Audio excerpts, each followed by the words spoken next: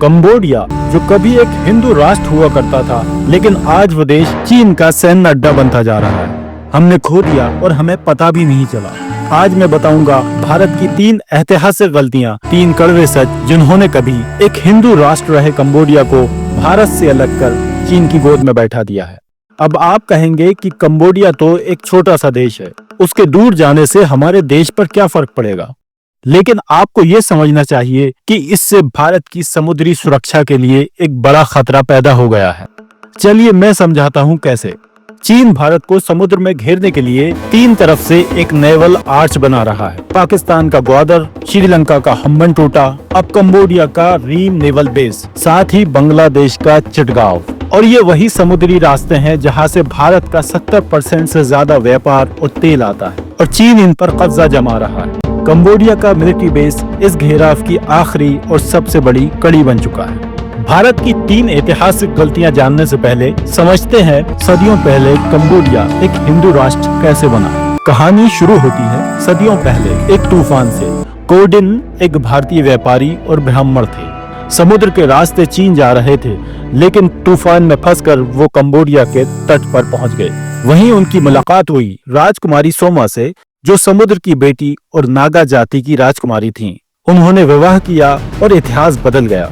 दोनों ने मिलकर फूनान राज्य की स्थापना की, जो कंबोडिया का पहला संगठित हिंदू राज्य था। वहाँ शिव और विष्णु की पूजा होने लगी, संस्कृत गूंजने लगी, रामायण महाभारत पुराण घर घर पहुँच गए।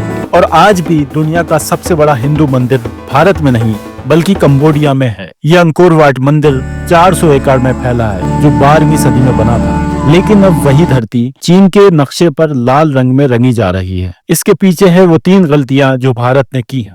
पहली गलती, थाईलैंड को चुनना, कंबोडिया को छोड़ देना। भारत जब आजाद हुआ तो नेहरू जी ने देखा दक्षिण पूर्व एशिया का रास्ता थाईलैंड से होकर जाता है। उन्होंने फैसला लिया थाईलैंड फर्स्ट। भारत ने थाईलैंड में निवेश किया, सांस्कृतिक मिशन भेजे, रिश्ते मजबूत किए। लेकिन कंबोडिया का क्या? वो एक छोटा सा गरीब देश था, कमजोर था, इसलिए हमने उसे छोड़ दिया। दूसरी गलती, लोग मर रहे थे, भारत चुप था। 1975 आते आते कंबोडिया में खून की नदियां बहने लगी। खमेर रूज नाम की कम्युनिस्ट पार्टी ने सत्ता हथिया ली, जिसे सोवियत यूनियन का सपोर्ट हासिल था। उन्होंने लाखों लोगों को बंधुआ मजदूरों की तरह खेतों में झोंक दिया। उनके अत्याचारों से 20 लाख लोग मारे गए। इसे कहा गया कंबोडियन जेनोसाइड। चीन ने खमेर रूज को हथियार दिए, सलाहकार भेजे और सपोर्ट किया। अमेरिका चुप था, भारत भी चुप था। क्यों? क्योंकि हम गुटनिरपेक्ष थे, न अमेरिका के साथ थे न सोवियत रूस के साथ थे। लेकिन सवाल है कि इंसानियत के साथ भी नहीं थे। जब नरसंहार हो रहा था, भारत ने न आवाज उठाई, न मदद भेजी, न एक्शन लिया। और उसी चुप्पी में चीन ने कंबोडिया में अपनी जमीन बना ली। तीसरी गलती, आज की निष्क्रियता।